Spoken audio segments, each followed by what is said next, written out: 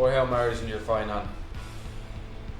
Aye, Father. Fuck off, did you do that? Aye, so I did. Is it chippy? It should be, aye, across from the limelight. You just went kissing and feeling like in Paris you were. It is sweet. Belfast does look a wee bit like Paris, all that. The Belle of Belfast is about a girl who is trying to figure out who she is and where she's going. Personally, my journey throughout this play is about a young girl coming into herself. It's about love, it's about survival, it's about what do you do in those dark moments of despair that really define who you are for the rest of your life.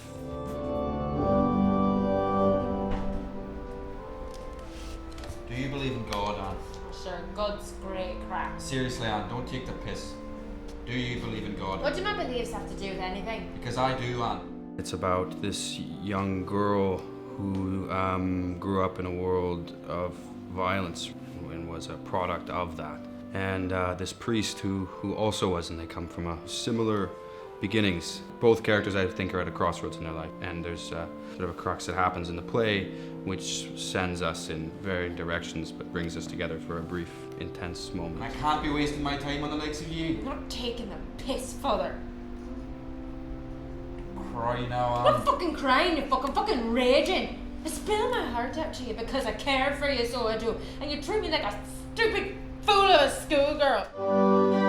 This wonderful play, The Belle of Belfast, is set in the 80s in Belfast, and I think most people would know that you talk about the time of the Troubles. Well, it's always been trouble, but this was a particularly difficult time. I think it's wonderful that a young playwright has been able to understand what that meant to actually live there and to be able to write a love story. It's a story that not many people know about. It just adds to another level of extremes that's so prominent, I think, even to people today. I mean, there's war all over the world still, and we have to really connect that just because we live in this time period and this war doesn't mean that other cultures haven't had that experience or aren't going through it at the moment. And sometimes I think Ireland kind of is forgotten about. And I had a sup of bushmills. A wee bit of a drink isn't a sin at all. Sure, we only done been at the end of the day. It was more than a wee drink, Father. I tossed back 3 noggins, and for no reason at all but to get bollocks. It's still not a sin. It's not. Not unless you did kill or rape someone after. Well, I didn't kill or rape anyone. After being in Ireland, I had to write about this place that I related to and fell in love with, and to tell it through a 17-year-old girl who was a victim of the times and still had that kind of very Belfast personality, to make her kind of a symbol of the city and its hope and its sadness and its despair, was sort of the jumping point, and it tied into faith. It's a part of Ireland and the world, really.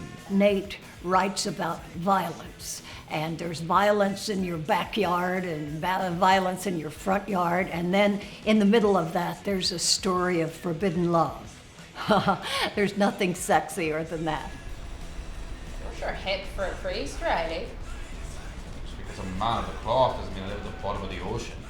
What drew me to this play was the language, was the vividness of the language. You knew who each character was by how they spoke. And the voices were like funny and dark and muscular and interesting and specific, and they were not characters I knew.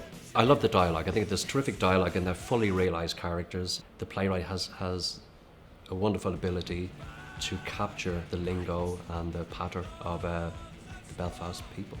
We're in a war, so we are, and you give them British bastards ammunition against us by shaming yourself. I'm unfit to be a priest. Unfit to be? What else are you fit to fucking do? Have you gone mad over a wee girl half your age? I think it's an incredibly beautiful play, and it articulates very well. There's the need for connection and to get outside of the loneliness. It really brings out those human aspects of that need for connection and meaning in our life. So cliche, but it's a coming-of-age tale. But it's not just a coming-of-age tale for a young woman. It's a coming-of-age tale that sometimes we really come of age way down the road. I'm really honored to be a part of the Irish Repertory Theatre, a place that is a dream theatre for me in this play. I never thought I would, that dream would come true. And there's a lot of passion, there's a lot of violence, there's a lot of love, there's a lot of sadness. It's got it all. Bring your handkerchiefs. She's caught in